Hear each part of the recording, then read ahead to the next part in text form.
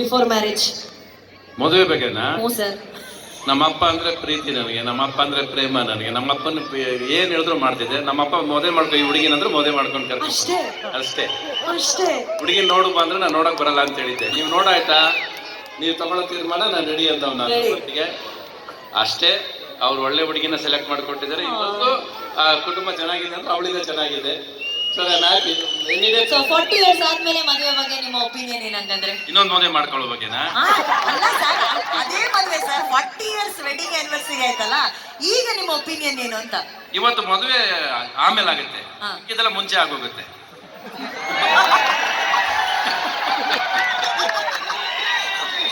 ಒಂದ್ ವಿಷಯ ವಾರ್ನಿಂಗ್ ಕೊಡಬೇಕು. ಇವತ್ತು ರವಿ ಸರ್ ಯಾವ ಫಿಲ್ಟರ್ ಇಲ್ಲದೆ ಮಾತಾಡ್ತಾರೆ. ಇದನ್ನ ನಾವ್ ಎಂಜಾಯ್ ಮಾಡ್ಬೇಕಷ್ಟೇ ಅಲ್ವಾ? ಇವತ್ತೆಲ್ಲ ಫೋನ್ ಅಲ್ಲೇ ಮುಗ್ದೋಗುತ್ತೆ ಪಾಪ. ಅಯ್ಯೋ, ಎಲ್ಲ ಇನ್ಸ್ಟಾಗ್ರಾಮ್ ವಾಟ್ಸಪ್ ಅಲ್ಲೇ ಮುಗ್ದೋಗುತ್ತೆ. ಮೊದಲು ಏನಕ್ಕೆ ಮಾಡ್ಕೊಂತಾರೆ ಗೊತ್ತಿಲ್ಲ. ಇವತ್ತು ನನಗೆ ವಾಟ್ಸಪ್ ಅಲ್ಲೇ ಮಾಡ್ಕೋಬಹುದು. ಮೊನ್ನೆ ಒಬ್ರು ಹಂಗೆ ಫೋನ್ ಮಾಡಿದ್ರು ನನಗೆ, ಸರ್ ಅನ್ಯತೆ ಭಾವಿಸ್ಬೇಡಿ, ಇನ್ವಿಟೇಷನ್ ನಿಮ್ಗೆ ವಾಟ್ಸಪ್ ಅಲ್ಲೇ ಕಳಿಸ್ಕೊಡ್ತೀನಿ ಅಂತ. ನೀನು ಅನ್ಯತೆ ಭಾವಿಸ್ಬೇಡಪ್ಪ, ನಾನು ಕಾಂಗ್ರಾಚುಲೇಷನ್ಸ್ ವಾಟ್ಸಪ್ ಅಲ್ಲೇ ಕಳಿಸ್ಕೊಡ್ತೀನಿ ಅಂತ. ಹಂಗೆ ಇವತ್ತೆಲ್ಲ ವಾಟ್ಸಪ್ ಇನ್ಸ್ಟಾಗ್ರಾಮ್ ಅಲ್ಲಿ ಜೀವನ ನೋಡ್ತಾ ಇದ್ದೀರಾ. ಒಂದೇ ಒಂದು 1 hour ಇವತ್ತು ಹೇಳಿರ್ತೀನಿ, ನೆನಪಿಟ್ಕೊಳ್ಳಿ.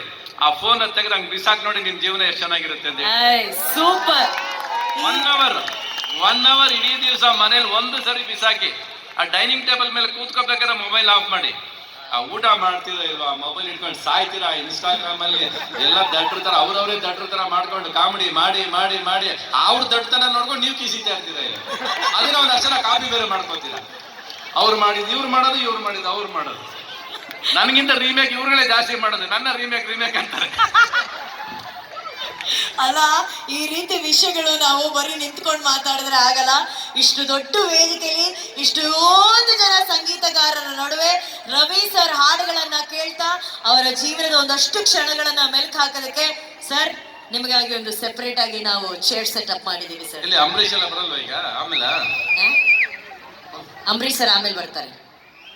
ಬನ್ನಿ ರವಿ ಸರ್, ಕೂತ್ಕೊಂಡು ಆರಾಮಾಗಿ ಮಾತಾಡೋಣ. ಮೇಡಮ್ ಸಾರಿ, ಕೂತ್ಕೊಳ್ಳೋದಕ್ಕಿಂತ ಮುಂಚೆ ಅಂಬರೀಷ್ ಅವರ ಆಸೆ ಸರ್ ಬಗ್ಗೆ ಒಂದು ವಿಶೇಷವಾಗಿ ವಿಡಿಯೋ ಮಾಡಿದ್ರೆ ಅದನ್ನು ಪ್ರೆಸೆಂಟ್ ಮಾಡಲೇಬೇಕು. ಕೂತ್ಕೊಂಡೆ ನೋಡ್ಲಿ ಹಂಗಾದ್ರೆ. ಓಕೆ ಓಕೆ ರವಿ ಸರ್, ನಿಮಗಾಗಿ ಅಂಬರೀಷ್ ಸರ್ ಅವರ ಕಡೆಯಿಂದ ಈ ಒಂದು ಬ್ಯೂಟಿಫುಲ್ ಆಗಿರುವಂತಹ ವಿಟಿ ಪ್ಲೀಸ್.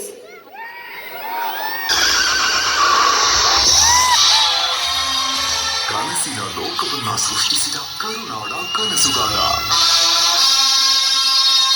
ಚಂದನವನಕ್ಕೆ ಬಣ್ಣ ತುಂಬಿದ ಅದ್ವಿತೀಯ ಕಲಾವಿದ, ಪ್ರೀತಿಸೋ ತಪ್ಪೇನಿಲ್ಲ ಅಂತ ಪ್ರೇಮ ಲೋಕ ಸೃಷ್ಟಿಸಿದ ರಣಧೀರ, ಅವರೇ ನಮ್ಮ ಕನ್ನಡ ಚಿತ್ರರಂಗಕ್ಕೆ ಶ್ರೀಮಂತಿಕೆ ಮತ್ತು ಬೆಳ್ಳಿ ಪರದೆಗೆ ಹೊಸ ರಂಗು ತುಂಬಿದ showman crazy star doctor V Ravichandran sir.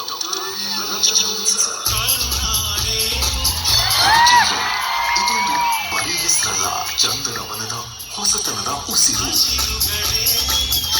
ಕುಲಗೌರವ ಚಿತ್ರದ ಮೂಲಕ ಬಾಲ ನಟನಾಗಿ ಕನ್ನಡ ಚಿತ್ರರಂಗಕ್ಕೆ ಎಂಟ್ರಿ ಕೊಟ್ಟು ಏಕಾಂಗಿಯಾಗಿ ಕನ್ನಡ ಚಿತ್ರರಂಗದ ಗೌರವವನ್ನ ಬಾನೆತ್ತರಕ್ಕೆ ಹಾರಿಸಿ ದೃಶ್ಯ ವೈಭವದ ಮೂಲಕ ಕ್ರೇಜಿ ಲೋಕವನ್ನ ಸೃಷ್ಟಿಸಿ ಯುದ್ಧ ಕಾಂಡ ಗೆದ್ದು ಪ್ರಳಯಾಂತಕನಾದ ಪ್ರೀತಿಯ ಪಿತಾಮಹ ಇವರು.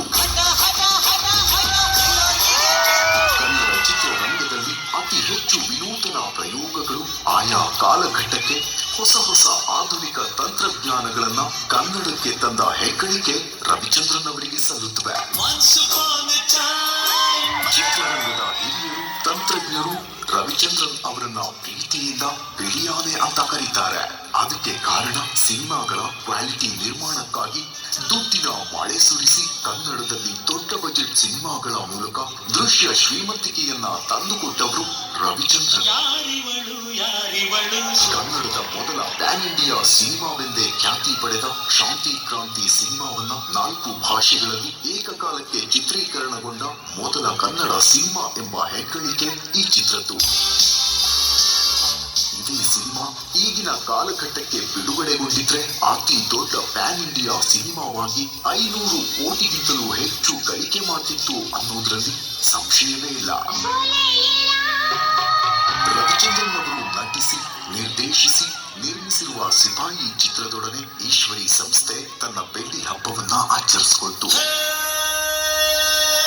ಮತ್ತೊಂದು ವಿಶೇಷವೆಂದ್ರೆ ಈ ಸಿನಿಮಾದ ಮೂಲಕ ಮೊದಲ ಬಾರಿಗೆ ತೆಲುಗಿನ ಮೆಗಾಸ್ಟಾರ್ ಚಿರಂಜೀವಿ ಅವರನ್ನ ರವಿಚಂದ್ರನ್ ಅವರು ಕನ್ನಡಕ್ಕೆ ಕರೆತಂದಿದ್ರು.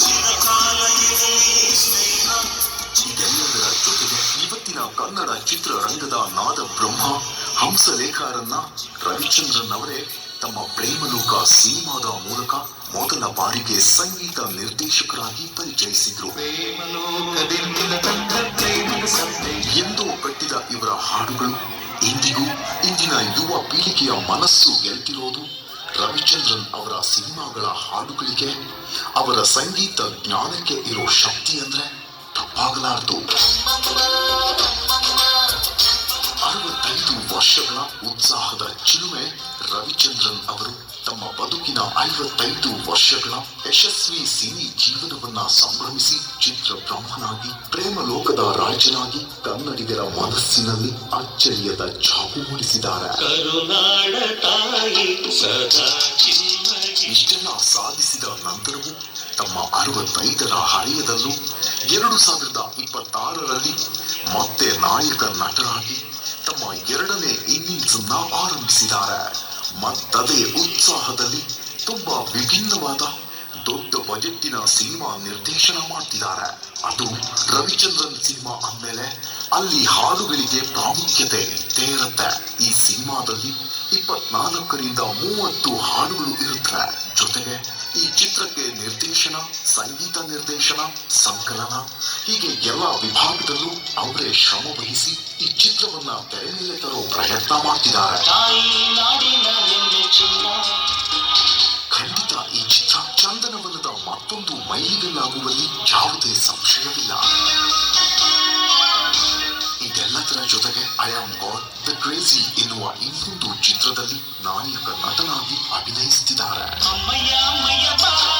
ನಮ್ಮೆಲ್ಲರ ಪ್ರೀತಿಯ ಕ್ರೇಜಿ ಸ್ಟಾರ್ ರವಿಚಂದ್ರನ್ ಅವರಿಗೆ ತುಂಬಾ ದೊಡ್ಡ ಮಟ್ಟದ ಸಕ್ಸಸ್ ಸಿಗಲಿ ಅನ್ನೋದು ನಮ್ಮ